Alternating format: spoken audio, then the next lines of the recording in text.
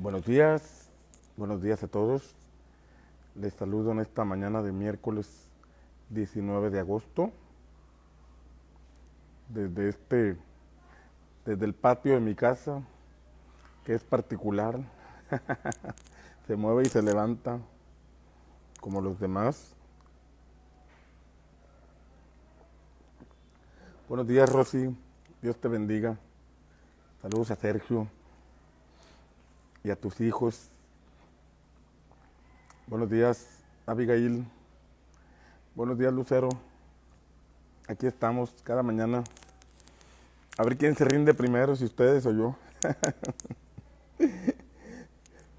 Rubén, Dios te bendiga. Reni, Cecilia, Gabriel. Qué alegría saludarles nuevamente en esta mañana. Lupita del Ángel, Reina, Edgar, saludos hasta Poza Rica.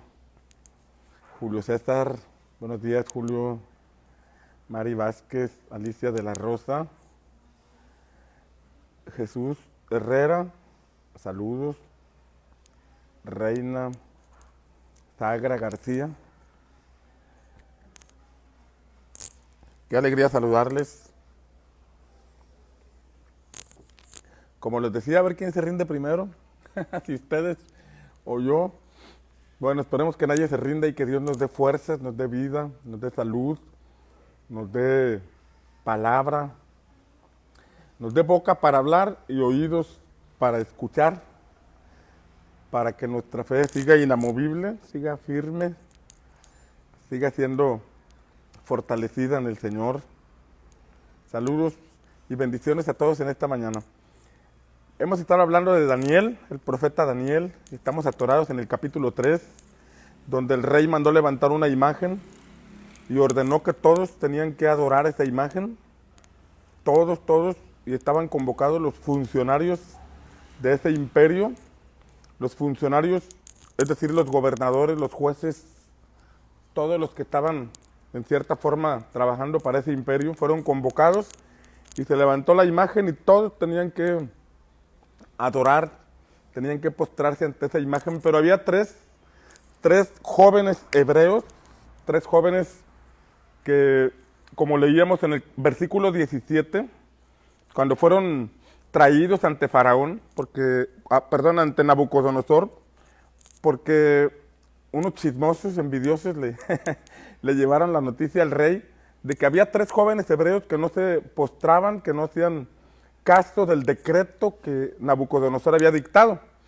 Y Nabucodonosor los mandó traer para intimidarlos, y cuando los mandó traer, y Nabucodonosor les preguntó, el versículo 17 dice: he aquí nuestro Dios a quien servimos. Mira esta palabra, a quien servimos. Puede librarnos del horno de fuego ardiendo, y de tu mano, oh rey, nos librará. Mira la expresión de estos jóvenes, el Dios a quien servimos. Y esta parte es bien importante, la palabra servicio, porque realmente vamos a servir, vamos a emplear la mayor parte de nuestro tiempo, vamos a emplear nuestros recursos, nuestras fuerzas, nuestros talentos en el Dios en quien creemos. Por eso es Dios. Es decir, cuando nosotros tenemos verdaderamente una relación con Dios, es porque lo reconocemos como tal, como Dios, a quien servimos, a quien adoramos. Cuando Jesús fue tentado, en Lucas capítulo 4, el diablo le dijo, yo te daré todos los reinos de la tierra, le mostró un mapa mundi, le mostró una visión de todos los reinos de la tierra, y le dijo, todo esto te daré y la gloria de ellos si tú postrado me adorares.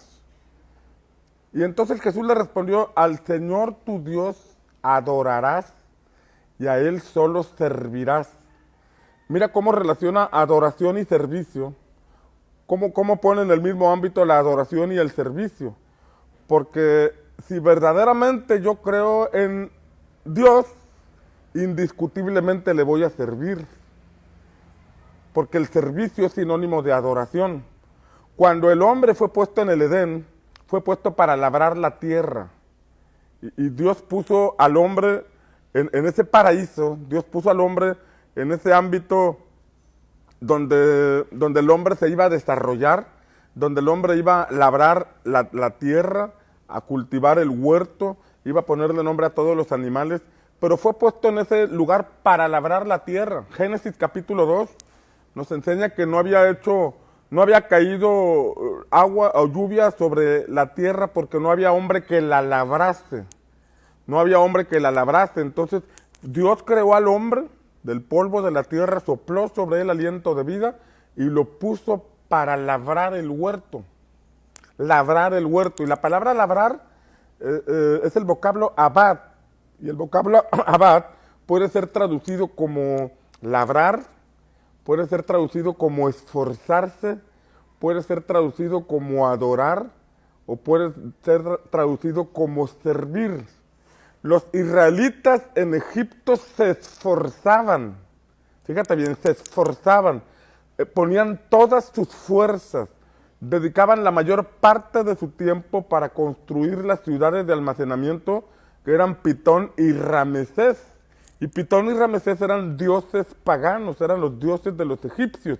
Pero aquí vemos que ellos servían, ellos daban la mayor parte de su tiempo, ponían todas sus fuerzas en un trabajo que detrás de todo era la manipulación de Pitón y Ramesés, conduciéndolos a una vida donde no les quedaba tiempo para servir a Dios, no les quedaba tiempo para adorar a Dios. La agenda, el tiempo, los recursos, las fuerzas y toda la visión estaba enfocada en la construcción de esas ciudades de almacenamiento llamadas Pitón y Ramesés.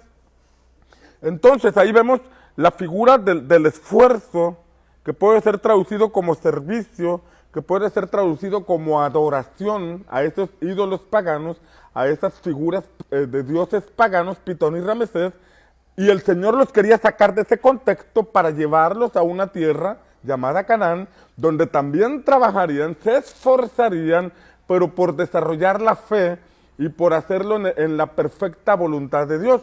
De manera que en esta tierra, nuestro tiempo, nuestras fuerzas, nuestro servicio, nuestra prioridad estará en uno de dos lugares: en el Dios verdadero, en el Dios eterno, o en alguna otra actividad detrás de la cual hay un espíritu tratando de quitarnos el tiempo, de quitarnos la razón por la que estamos en esta tierra, que es para adorar al Señor.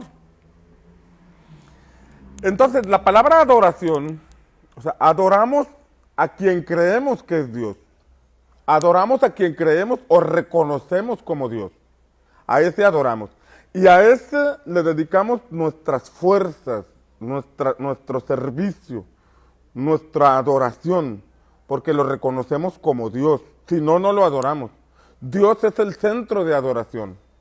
Dios es el centro y ofrecemos nuestra adoración. La mujer samaritana que encontramos en Juan capítulo 4, que platicó con Jesús, que tuvo un diálogo con Jesús, la mujer samaritana le dijo: nuestros padres dicen que se tiene que adorar en este monte, pero ustedes dicen que se tiene que adorar en Jerusalén. Nuestros padres dicen que se tiene que adorar en este monte, les digo. Habla de una adoración, pero una adoración influenciada por lo que sus padres le habían dicho.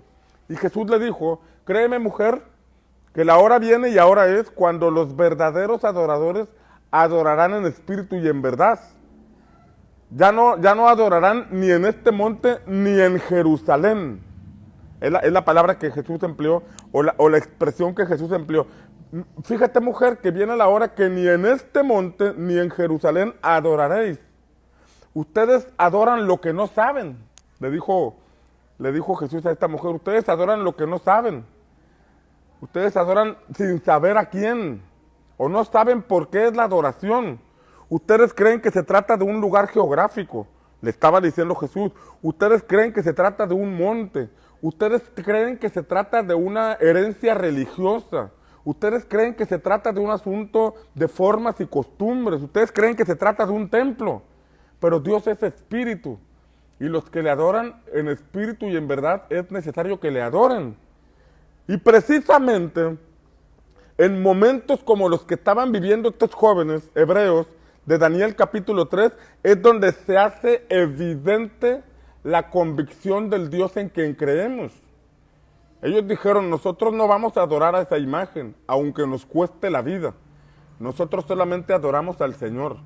Tenemos un empleo, somos funcionarios del gobierno, somos funcionarios en el imperio de Nabucodonosor, pero nosotros no vamos a adorar a otro Dios que no sea el Dios de los hebreos, el Dios eterno, el Dios en el cual creemos. Ahí se manifestó la convicción. Ellos dijeron, preferimos morir antes que negar nuestra fe. Preferimos morir antes que darle adoración a algo en quien nosotros no tenemos nuestra confianza. Nosotros tenemos nuestra confianza en Dios y ellos le dijeron a Nabucodonosor, Él, el Dios en quien creemos, a quien servimos, nos librará. El Dios al cual servimos nos librará. De manera que el servicio da evidencia de nuestra fe y de nuestra adoración. Estos hombres eran funcionarios de alto nivel en el imperio de Nabucodonosor. Eran funcionarios, no eran de los que hacían la oficina, no eran servidores comunes, eran funcionarios de alto nivel en el imperio de Nabucodonosor. Pero ellos tenían una fe firme en Dios. Aunque tenían mucho trabajo, aunque tenían muchas responsabilidades, ellos se consideraban servidores de Dios. De manera que si en este tiempo nosotros, por nuestro trabajo, por nuestra profesión, por nuestra empresa o por nuestras ocupaciones, no tenemos tiempo de servir a Dios, entonces realmente estamos sirviendo a otro Dios con D minúscula, a un Dios que roba nuestra prioridad, roba nuestro tiempo, roba nuestras fuerzas, roba nuestros recursos y nos impide servir a Dios. Ojo aquí, estamos llamados a desarrollarnos, a prosperar, estamos llamados a tener iniciativa para invertir, iniciativa para establecer empresas, establecer negocios, así como el pueblo de Israel en Canaán tenía el llamado para establecerse, cultivar las tierras, levantar cosechas, construir graneros y desarrollarse. Ese mismo llamado tenemos hoy, el de ser prósperos, el desarrollarnos con los talentos, los dones, el llamado que tienes para esta tierra.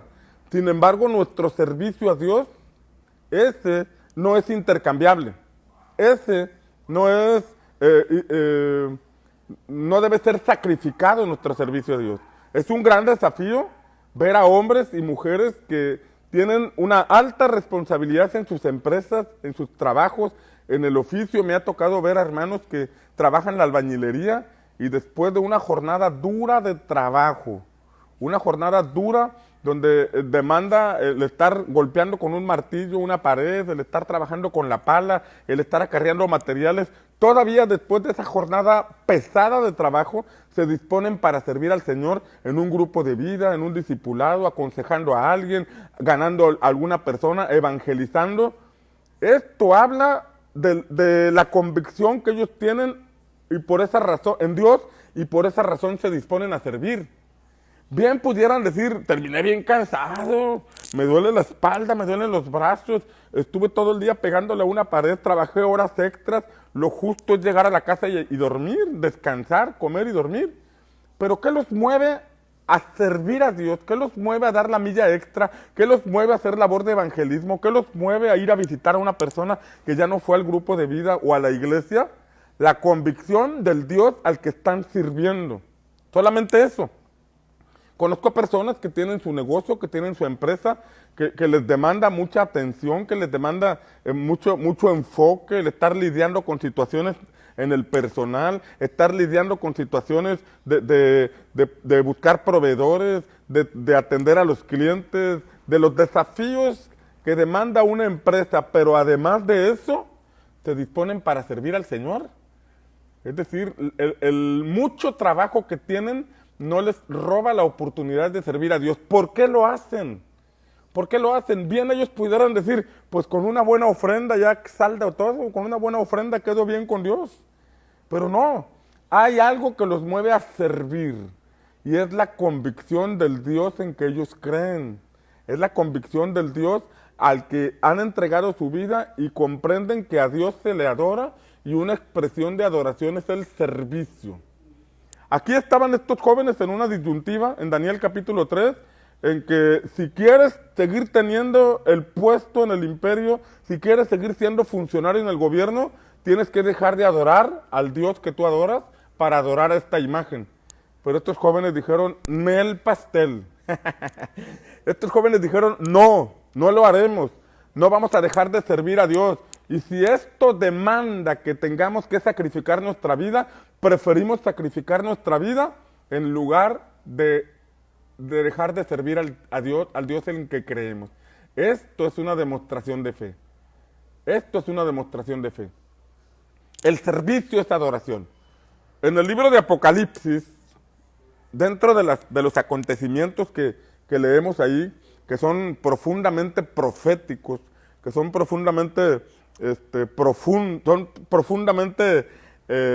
difíciles de comprender, hay muchas figuras, hay muchos simbolismos, habla de plagas, habla de una serie de acontecimientos que van a ocurrir, pero hay una parte donde la Escritura señala que Dios le dijo al ángel que iba a desatar una plaga, le dijo, no lo hagas hasta que selles a todos los siervos del Señor. No lo hagas hasta que selles a todos los siervos del Señor. Esta parte está impresionante, porque en medio de un mundo que está en ese contexto, que está a punto de ser azotado por una plaga, el Señor dice, vamos a darle cobertura a mis siervos, a los que verdaderamente son mis siervos, vamos a sellarlos para que la plaga no los toque. El servicio a Dios nos trae cobertura. El servicio a Dios nos mantiene en comunión con Él. El servicio a Dios demuestra quién es el centro de nuestra vida. El servicio a Dios demuestra quién es nuestro Dios. Por eso es importante servir a Dios. Y aquí vamos continuando con estos jóvenes hebreos, que ellos fueron puestos a prueba. Y dijeron, he aquí nuestro Dios a quien servimos, puede librarnos. Puede librarnos. No dice nos va a librar, dice, puede librarnos del horno de fuego ardiendo y de tu mano, oh rey, nos librará. Y si no, o sea, si no nos libra del horno, sepas, oh rey, que no serviremos a tus dioses, ni tampoco adoraremos la estatua que has levantado. Si no nos libra Dios de la muerte, si es el tiempo de partir de esta tierra, si es el tiempo en que tenemos que morir, vamos a partir con la frente en alto, vamos a partir con la fe inamovible, vamos a partir sabiendo hacia dónde vamos, pero a tus dioses no vamos a servir, ni a tu imagen vamos a adorar. ¡Wow! Que se levanten hombres y mujeres con esta convicción, que se levanten hombres y mujeres con esta firmeza en sus corazones, que dicen, yo estoy dispuesto a todo por el Señor, y si he de morir, muero en el intento, pero sé a dónde voy. Sé en quién he creído y sé a dónde voy. La vida por esta tierra es pasajera, pero mientras esté en esta tierra, mientras esté en este mundo, mi adoración será únicamente para el Dios verdadero, para el Dios eterno. Y esa es la prueba de mi fe. Esa es la prueba de mi convicción, que me mantengo firme hasta el último aliento de mi vida. Wow, escribe ahí, voy a ser firme hasta el último aliento de mi vida. Hasta el último palpitar de mi corazón voy a permanecer firme en el Señor. Mira, hasta rimó, hasta el último palpitar de mi corazón voy a estar firme en el Señor. Amén, amén, amén. No serviremos a tus dioses, ni tampoco adoraremos a esa imagen. Detrás de esa imagen estaban los dioses paganos. Detrás de esa imagen estaban los dioses caldeos, los demonios caldeos, los espíritus del principado de Babilonia. Pero ellos dijeron, nosotros tenemos discernimiento, nosotros tenemos fe, nosotros tenemos convicción, nosotros tenemos nuestras raíces en el Dios eterno. Nuestro origen está en Él y no nos apartaremos de Él. seguiremos firmes en él hasta las últimas consecuencias. Entonces dice la palabra que Nabucodonosor se llenó de ira y se demudó el aspecto de su rostro. O sea, se enfureció en gran manera. Pero mira, una característica de los gobernantes es el dominio propio. De los gobernantes o de los reyes de este tipo, de lo que estamos hablando aquí en esta historia. Porque eran reyes que conquistaron naciones, eran reyes que conquistaron imperios, eran reyes que movilizaron ejércitos, eran reyes que se levantaron porque tenían pericia, tenían dominio propio.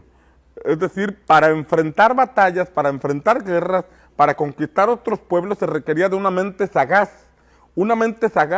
pero un líder o un dirigente con dominio propio que no se dejara llevar por la ira, porque cuando alguien se deja llevar por la ira, cuando alguien se deja llevar por el enojo, comete errores. El iracundo muchas veces peca, dice la Escritura. El iracundo muchas veces comete errores. Y dice, un dicho relata y dice que el que se enoja pierde. Y esa es una gran verdad. El que se deja llevar por la ira comete una serie de errores. Por ejemplo, los boxeadores tienen que estar en el cuadrilátero y tienen que tener un amplio dominio propio. Un dominio propio, una temple, de manera que le están rompiendo la nariz, le están rompiendo el ojo, pero no debe caer en la ira. Tienen una disciplina mental para no caer con la presión del público, con la presión del boxeador que tiene enfrente, con la presión bajo la presión de las cámaras, de los reflectores. Debe tener el dominio propio para no enojarse. Porque si se deja llevar por las emociones o por la ira, su mente se va a nublar, su mente se va a bloquear y va a cometer una serie de errores. Necesita tener dominio propio para mantenerse firme y seguir peleando. Bueno, los reyes de ese tiempo que conquistaban naciones deberían ser hombres así, con dominio propio para poder realizar estrategias de guerra, realizar estrategias de conquista, de manera que no se dejaran llevar por la ira, porque la ira nubla el entendimiento, nubla la razón y lleva a la persona a cometer una serie de errores por los impulsos. Una persona enojada deja su trabajo, abandona el empleo o que por mucho tiempo estuvo allí, lo abandona porque se le nubla la mente por la ira. Un hombre enojado puede cometer errores de los cuales después se arrepiente, pero ya cuando fue demasiado tarde. Entonces la ira nubla el entendimiento de las personas. Y había tantas cosas por las cuales preocuparse en aquel entonces. Había tantas cosas en las cuales el rey debería estar ocupando sus pensamientos y sus mentes como para venir a enojarse porque 3 jovencitos no estaban doblando su rodilla. ¿Qué es lo que estaba moviéndose detrás de esta acción? Porque el hecho de que se pusiera violento contra estos 3 jóvenes, solo porque no se arrodillaron, había cosas más importantes, aparentemente más importantes en el reino, había cosas más urgentes, había cosas más prioritarias que estarse enojando porque 3 jóvenes no se estaban arrodillando ante la imagen. ¿Qué era lo que estaba provocando ese enojo? ¿Quién estaba detrás de ese enojo? ¿Dónde estaba la furia? La raíz de esa furia, ¿dónde estaba? Si el punto era porque estos no querían adorar a una imagen, entonces era un asunto espiritual. La ira, el enojo que estaba provocando a Nabucodonosor actuar de esa forma, era por el movimiento de demonios o espíritus que detrás de él estaban rabiosos, porque había 3 jóvenes que estaban siendo diferentes. Había 3 jóvenes que estaban diciendo, nosotros no creemos en esta mentira, nosotros no vamos a caer en esta mentira, nosotros vamos a caminar en la verdad.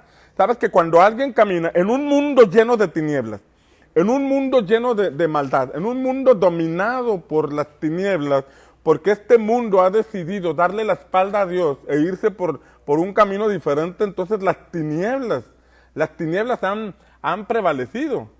Algo así como cuando murió el Rey León en la primera película, ¿no? Murió el Rey León y el hermano del Rey León pues hizo alianza con las hienas, y aquel reino que estaba esplendoroso, que estaba verde, que estaba lleno de vida, de pronto fue invadido por las tinieblas porque hubo alguien que hizo pacto con las hienas, quienes vinieron. Ya te estoy dando una... una reseña de la película, pero algo así. O sea, porque los hombres han decidido darle la mirada a las tinieblas y darle la espalda al Señor. El mundo está lleno de tinieblas, el mundo está lleno de maldad, pero en medio de este mundo lleno de tinieblas hay hombres y mujeres que caminan con la luz del Señor. Hay hombres y mujeres que caminan con el resplandor del Señor sobre sus vidas. Hay un boquete en los aires donde la luz del Señor los guarda, los dirige. Van contracorriente, van contracultura. Tal vez en tu trabajo donde hay 100 personas, solamente 4 o 5 son creyentes. Tal vez en tu escuela donde todos van con la corriente de este mundo, solamente son 3 o 4 que van contracorriente. Así le pasó a estos jóvenes. En medio de muchísimos que estaban postrándose ante aquella imagen, había 3 jóvenes diferentes. En medio de de aquella explanada donde todos se postraron y adoraron aquella imagen levantada por el rey de ese tiempo, había 3 jóvenes que iban contracorriente. Esto levantó la furia de los demonios que estaban detrás de Nabucodonosor. Por eso Nabucodonosor se enfureció.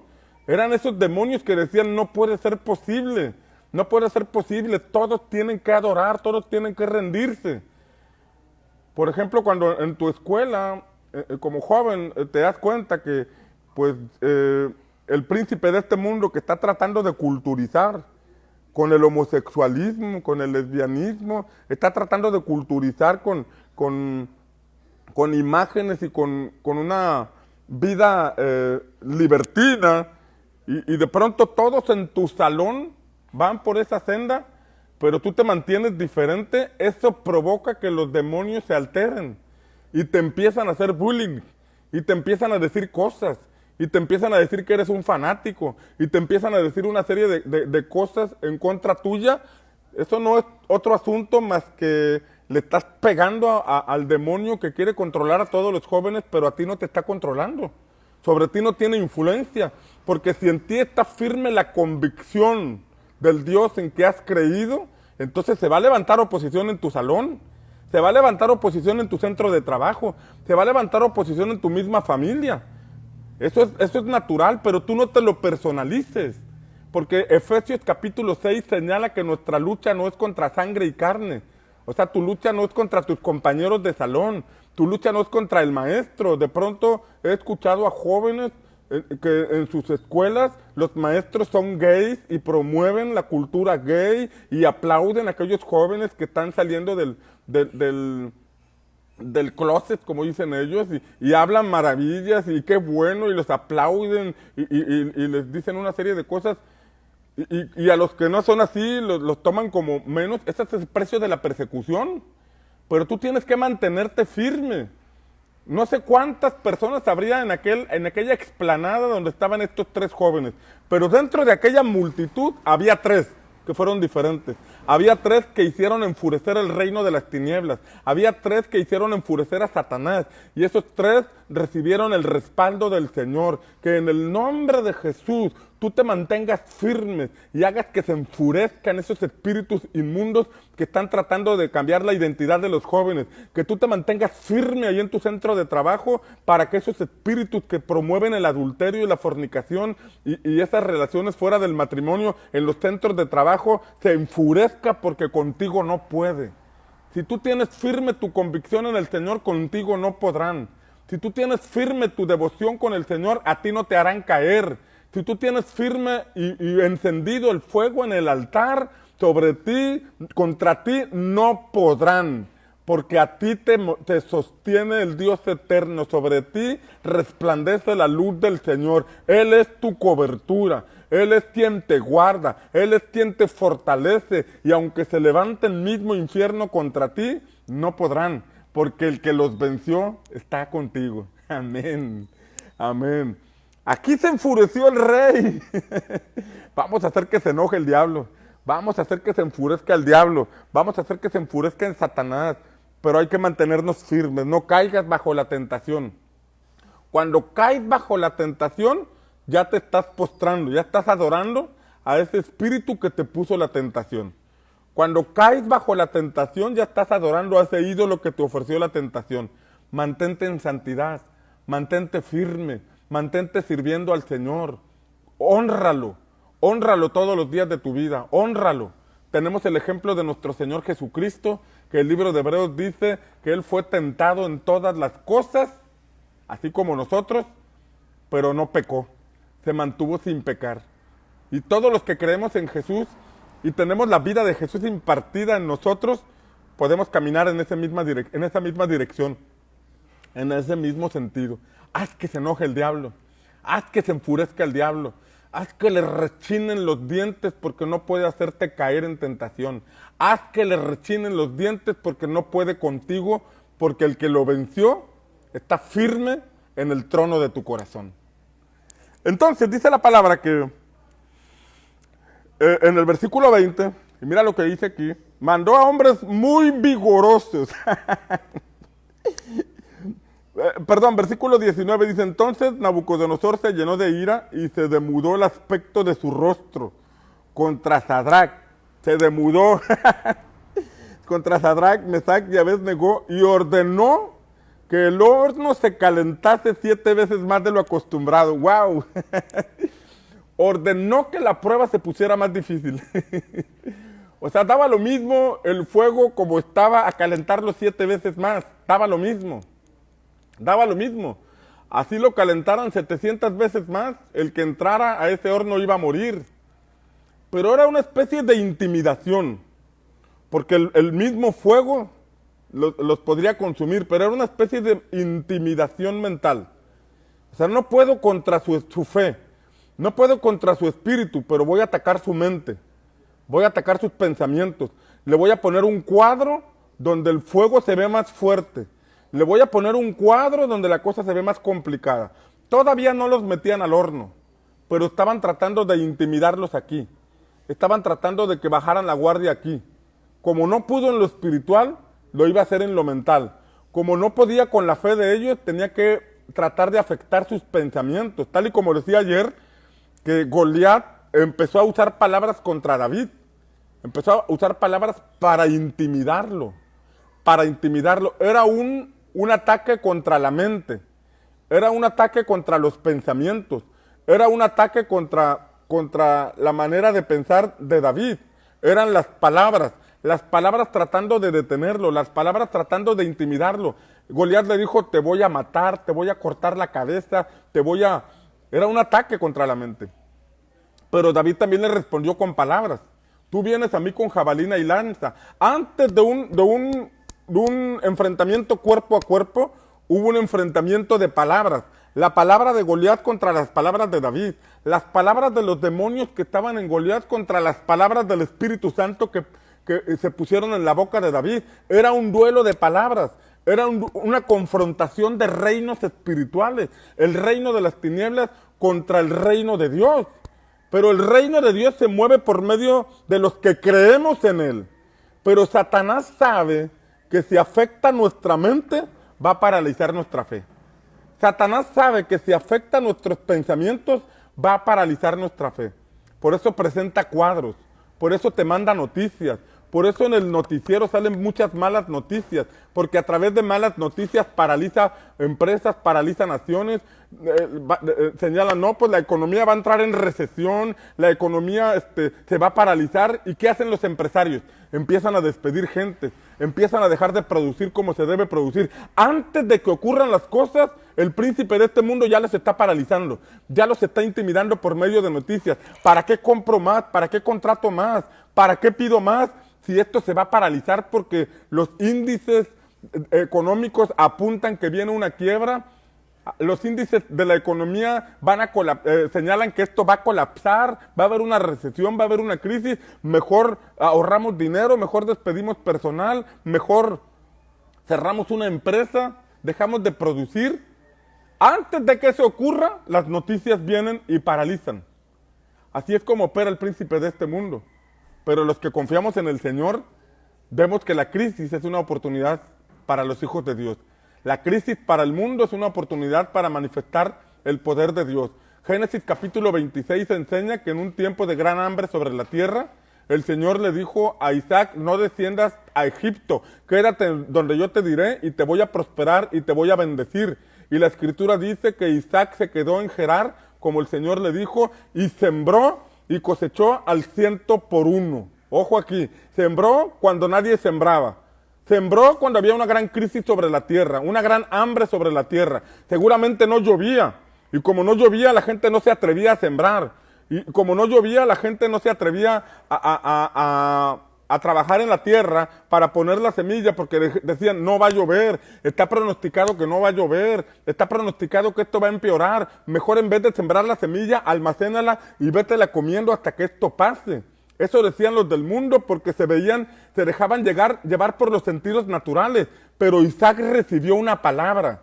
Y eso eso hizo la diferencia. Isaac recibió una palabra de parte del Señor y el Señor le dijo, no te muevas de aquí, siembra y yo te voy a prosperar y yo te voy a bendecir. Y por consecuencia de su obediencia, cuando todos decían no se puede, cuando los noticieros decían esto va a empeorar, cuando las empresas estaban despidiendo gente, cuando los empresarios estaban vendiendo sus tierras, este hombre se atrevió a sembrar porque a él no lo dirigían las circunstancias de este mundo. Él tenía una relación profunda con Dios, él tenía una relación real con el Señor y sembró una semilla y cosechó 100. Porque así dice, cosechó al 100 por 1. Y dice la palabra que este varón fue enriquecido y fue prosperado. Dos cosas diferentes, enriquecido y prosperado. No solamente tuvo riqueza económica, sino que pudo tener prosperidad.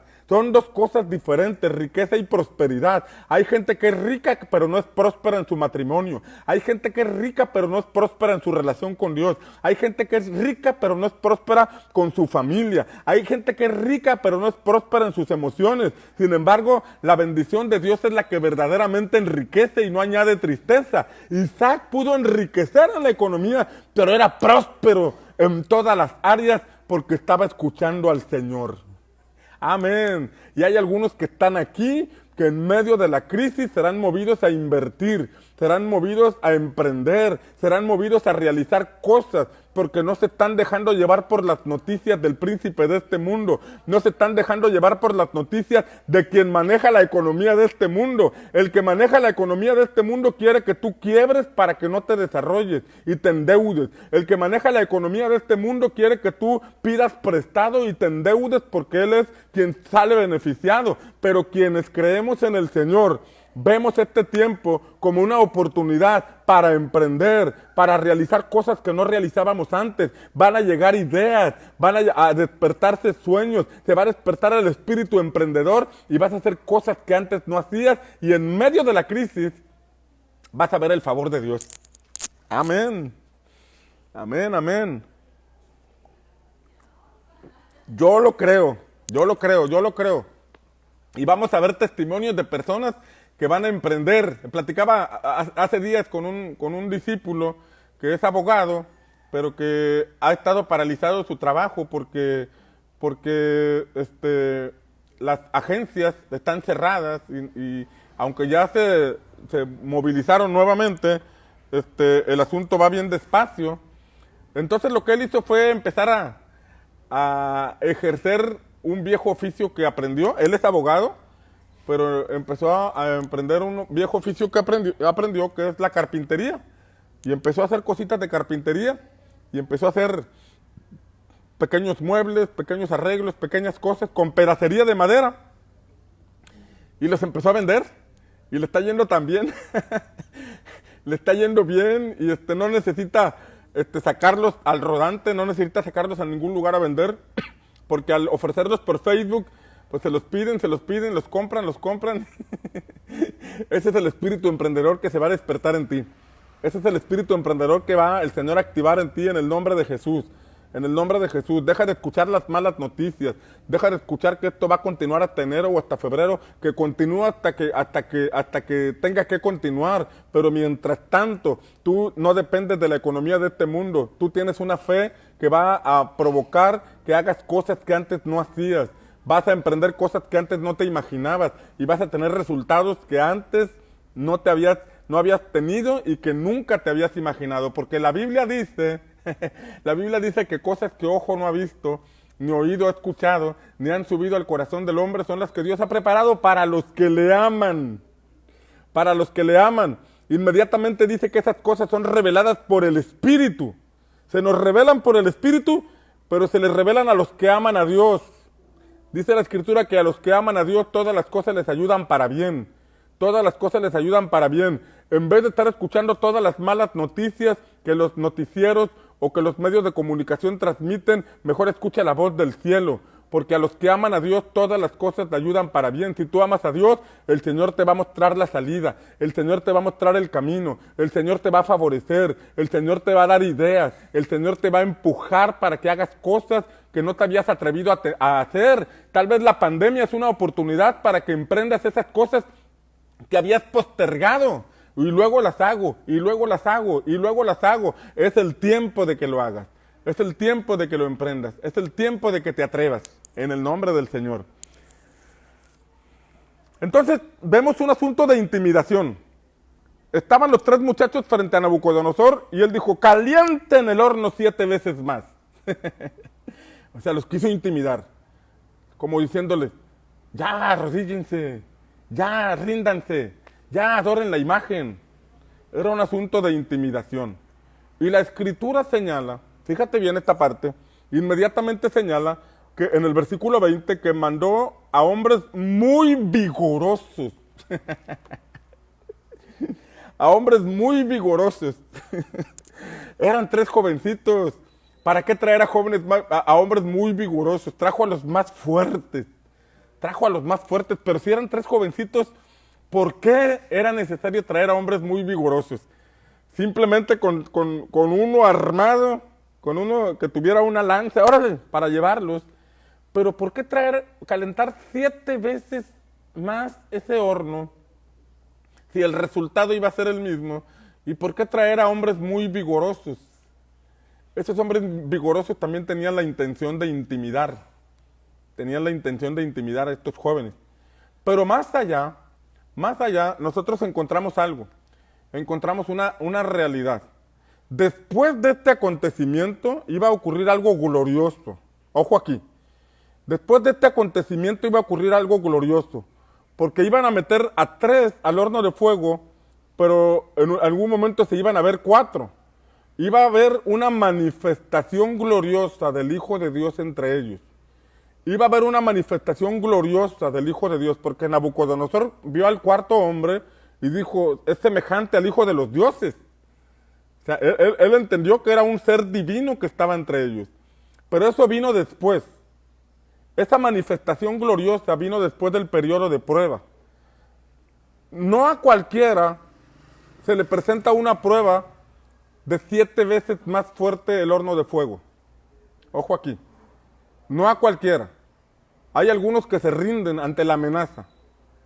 Hay algunos que se rinden cuando son llamados a cuentas. A ver, ¿es cierto que no se pueden arrodillar? Ay, pues sí, rey, disculpe usted, pero ya la vamos a hacer. Hay quienes se rinden ahí. Hay quienes se rinden al ver el horno de fuego. Pero las pruebas más fuertes están reservadas para aquellos que verdaderamente tienen un llamado poderoso a manifestar el reino de Dios aquí en la tierra. Las pruebas más fuertes están destinadas para los guerreros, para los hombres y mujeres de Dios que tienen firme su convicción en el Señor. Firme. Los que van a patinar no pueden llegar a este punto, pero los que llegan a este punto es porque son los que provocan una manifestación gloriosa del reino de Dios en la tierra. Una manifestación gloriosa del reino de Dios en la tierra. Muchos se quedan en la historia, muchos se quedan en la doctrina del reino de Dios, pero aquellos que manifiestan el reino de Dios de una manera extraordinaria son aquellos que se atreven a ir más allá, son aquellos que no caen ante la amenaza, son aquellos que no se rinden ni se dejan intimidar ante lo que viene. Son aquellos que tienen una fe genuina, una fe inamovible, una fe a prueba de fuego. 7 veces más. Si se está poniendo fuerte la prueba que estás atravesando, es porque viene una manifestación gloriosa del Hijo de Dios sobre tu vida. Si crees que esto en vez de mejorar está empeorando, si crees que esto en vez de pararse está siendo 7 veces peor, déjame decirte que es porque estás por entrar a un periodo, a una etapa donde verás una manifestación gloriosa del Hijo de Dios contigo. verás un portal que se abre de donde el Hijo de Dios vendrá y se manifestará en medio de la prueba, en medio del fuego. Así que no te rindas. Tal vez, como en este pasaje, se han activado demonios de un mayor rango. Porque aquí vemos que mandaron traer hombres más vigorosos. Esto habla de demonios de un rango más fuerte, de una potestad más fuerte. Pero si se levanta una tormenta de esa naturaleza, es porque el diablo ya está viendo que hay una puerta en el cielo que se está abriendo a tu favor. Si el diablo te manda una horda de demonios más fuertes, una horda de demonios de un rango más alto, es porque él ya vio que hay una puerta que se está abriendo y la respuesta viene en camino. La respuesta viene hacia ti. Vas a ver en medio de la prueba una manifestación del Hijo de Dios. Vas a ver en medio de la pandemia cómo el reino de Dios se manifiesta en tu vida. Vas a ver en medio de esta prueba cómo el Señor acude y junto contigo, en medio del horno de fuego, comienza a danzar. Y mira lo que dice el versículo 22. Como la orden del rey era premiante y lo habían calentado mucho, la llama del fuego mató a aquellos que habían alzado a Sadrach, Mesach y Abednego. Como lo calentaron mucho, ese fuego mató a esos hombres vigorosos que habían alzado a Sadrach, Mesach y Abednego. Esto me habla de que las trampas que Satanás ha levantado contra ti se revertirán en su contra. Esto me habla de que lo que Dios levantó en contra tuya, de lo que el enemigo levantó en contra tuya, será revertido contra él. Esto es como la horca que mandó levantar Amán en el tiempo de la reina Esther. La Biblia enseña que había un hombre llamado Amán, que era amalecita, era uno de los funcionarios allegados al rey, era un hombre importante dentro del reino, pero este hombre cuando pasaba por la calle esperaba que todos se postraran ante él y todos le rendían tributo y todos se postraban excepto uno llamado Mardoqueo. Mardoqueo no se postraban ante él porque él solamente se postraba delante de Dios. Pero eso llenó de coraje a Amán.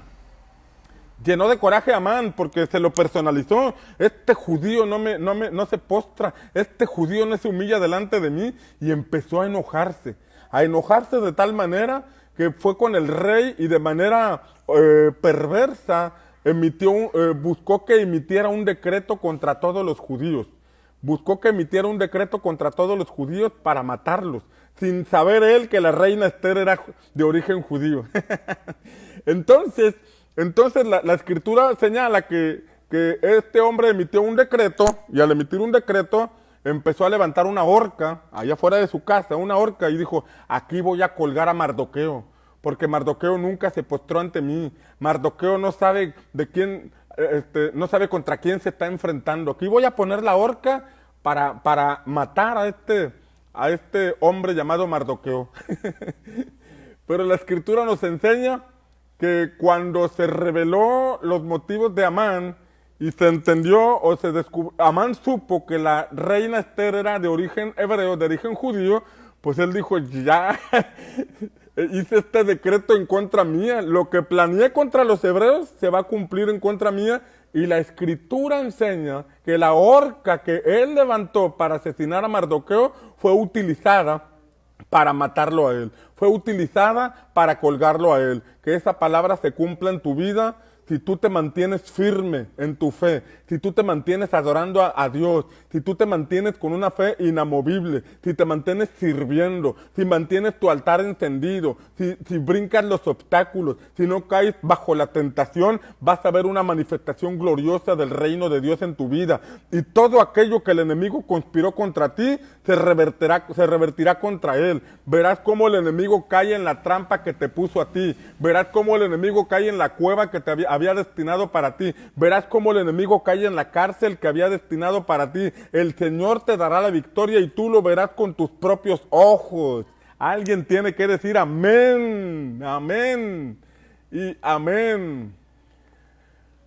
Porque no importa el tamaño de tus enemigos, no importa cuántos vengan contra ti, lo que importa es quién está contigo. ¿Quién está contigo? Y entonces dice la palabra que estos tres varones, Sadrach, Mesach y Abed-Negó, cayeron atados dentro del horno fuego ardiendo. Cayeron atados. Entonces el rey Nabucodonosor se espantó, se espantó y se levantó apresuradamente y dijo a los de su consejo, ¿no echaron tres varones atados dentro del fuego? Ellos respondieron al rey, es verdad, oh rey. Y él dijo, yo veo 4 varones sueltos.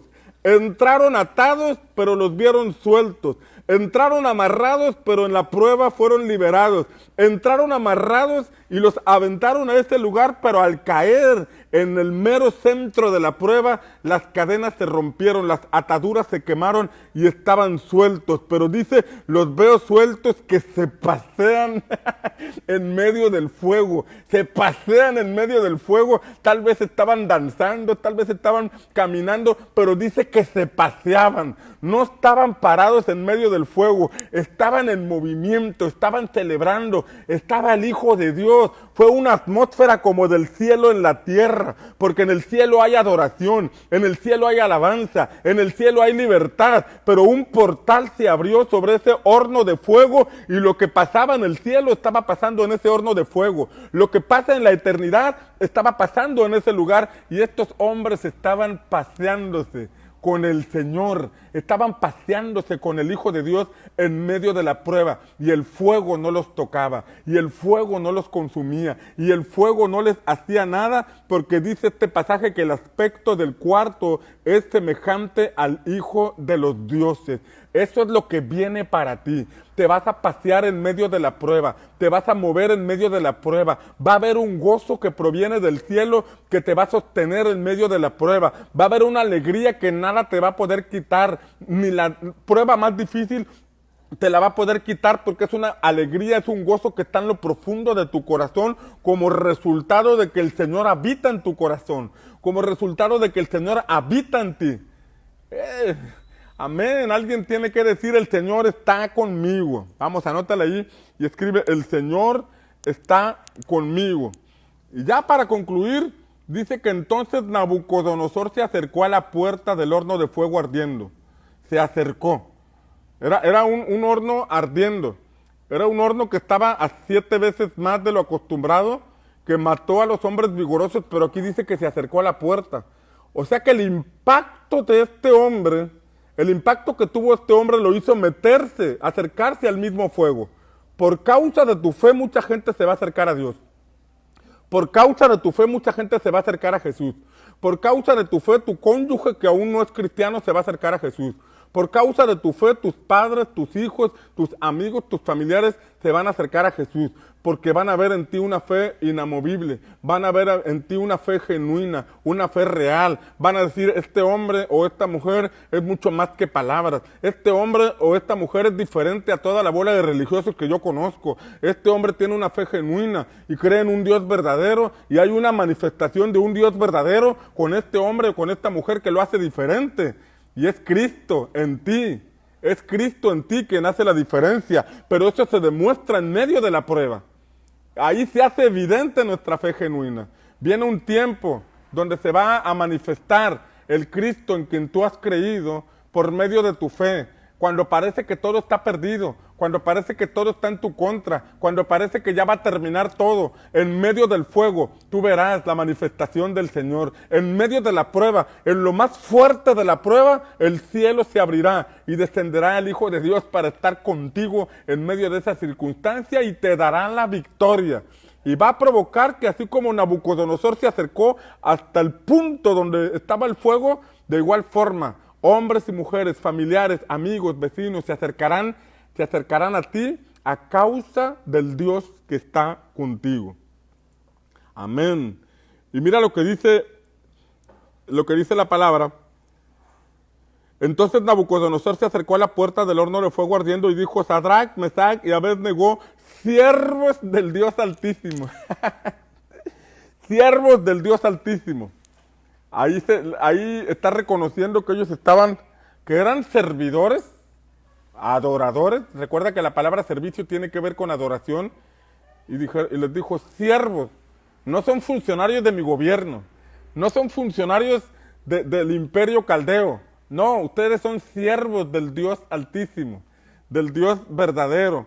Estaba dando testimonio del Dios en que ellos creían. Y les dijo, salgan y vengan. Entonces Sadrach, Mesach y Abednego salieron de en medio del fuego. Salieron de en medio del fuego. Y esta palabra es para ti. Vas a salir de la prueba que estás atravesando. Vas a salir de este fuego que parece que te está consumiendo. Tus días todavía no terminan. Tus días están en manos del Señor. Tus días no los determina un coronavirus. Tus días no los determina la crisis que estás teniendo en la economía o en algún otro ámbito. Tus días están en las manos del Señor. Y yo profetizo sobre ti que si crees en Jesús con todo tu corazón y te dispones a servirle, vas a salir de ese fuego, vas a salir de esa prueba, vas a salir de esa tribulación. Dios te va a abrir la puerta, Dios va a manifestarse ahí en medio de la dificultad que estás teniendo y saldrás y tendrás un testimonio de lo que Dios hizo contigo en estos días de pandemia. Dice este pasaje que se juntaron los sátrapas, los gobernadores, los capitanes y los consejeros del rey para mirar a esos varones. Como el fuego no había tenido poder alguno sobre sus cuerpos, ni aún el cabello de sus cabezas se había quemado. Sus ropas estaban intactas y ni siquiera olor de fuego tenían. Se cumple lo que Jesús dice, que aún nuestros cabellos están contados y no cae ninguno sin la voluntad del Señor. Tus cabellos están contados. Y si se te cayeron los cabellos y te brilla la cabeza, es porque el Señor quiere ver tu brillo desde allá al cielo, desde el cielo. Pero bueno, este pasaje enseña que aún que los cabellos estaban intactos, no olían ni a fuego ni a humo, porque el Señor los guardó. Tú estás en el hueco de las manos del Señor. Tú estás en el hueco de la mano del Señor. Dios te guarda. Asegúrate de ser un verdadero adorador de Dios. Asegúrate de ser un servidor de Dios. Asegúrate. Porque aquí no es de palabras para afuera, no es de dientes para afuera. Aquí es de vida o muerte y es de realidad con Dios o no hay. Este es un asunto donde no podemos en lo espiritual mentir.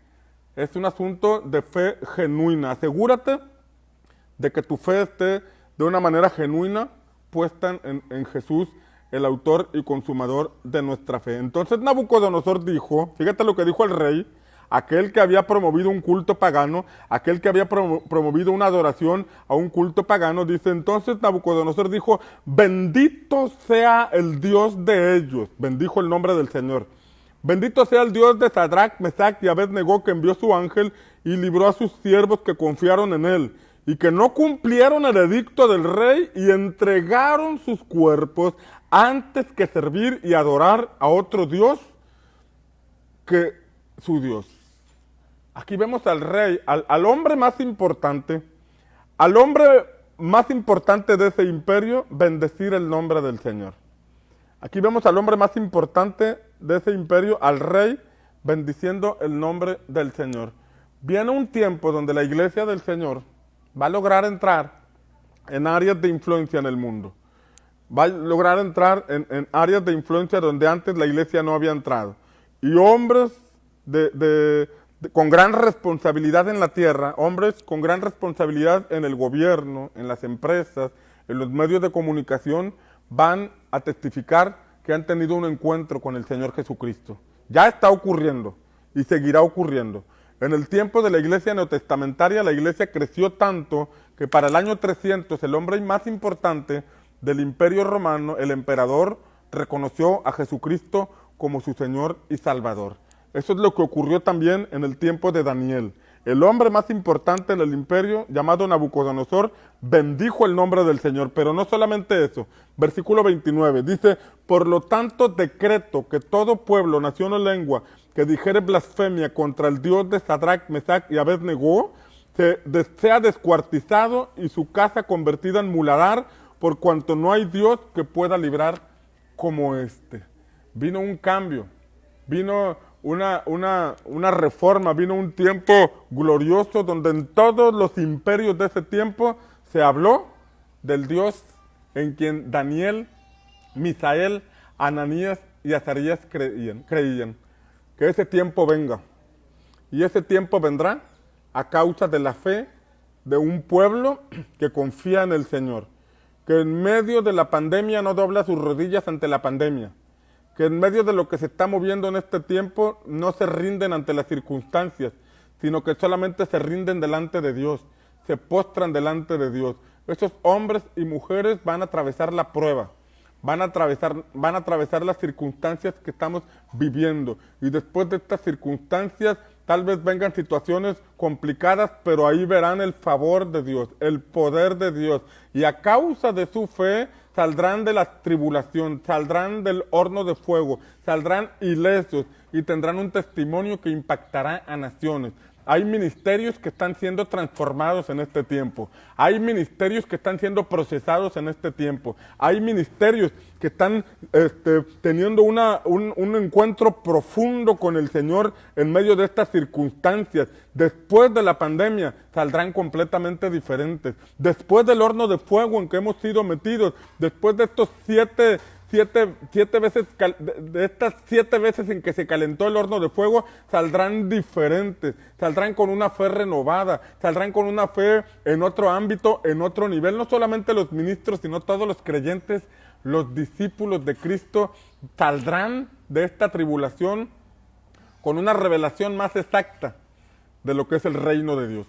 Amén. Padre, bendecimos a cada uno de los que están en este momento conectados y los que escucharán el mensaje durante el día. Señor, bendecimos sus vidas y pedimos que en este tiempo, Señor, su fe se manifieste, que no se doblen delante del coronavirus, que no se doblen delante de la pandemia, que no se doblen delante de la crisis económica, sino que nuestra rodilla esté doblada solamente delante del Dios eterno, que las amenazas, que las malas noticias, que todo lo que el mundo proyecta para los próximos meses no nos intimide, no nos aparte de tu fe, de nuestra fe en ti, no nos haga tomar decisiones equivocadas, porque este tiempo de crisis será un tiempo de oportunidad para los que creen en ti. Este tiempo de crisis será un tiempo de ensanchamiento y de crecimiento para todos aquellos que confiamos en ti, Señor. Que no nos intimidemos, aunque 7 veces se ponga peor el asunto, que no nos intimidemos aunque vengan demonios de un alto rango. Con nosotros está el que lo venció, con nosotros está el que ha peleado todas las batallas y ha vencido. Jehová de los ejércitos nos acompaña, Él es nuestro guardador, Él es nuestro ayudador, Él es nuestra sombra a nuestra mano derecha, y en el nombre de Jesús profetizamos que vas a salir de esta prueba, vas a salir de esta tribulación si tú lo crees. Si te mantienes firme, esta palabra profética es para ti. Vas a salir con una unción mayor, vas a salir con una fe superior, porque después de esta prueba que está viviendo el mundo, tu vida ya no será igual. Tu vida ya no será igual, tu fe ya no será la misma. Tu servicio ya no será el mismo, tus resultados ya no serán los mismos, porque tendrás un encuentro con el Hijo de Dios, un encuentro más allá de una doctrina, un encuentro más allá de una enseñanza que está en la memoria, un encuentro donde en medio de la prueba verás de una manera más real y profunda al Dios en que has creído. En el nombre de Jesús decimos amén, amén y amén. Y ya está saliendo el solecito, ya está por llegarme el solecito. Los dejo, que tengan excelente día y que Dios les bendiga.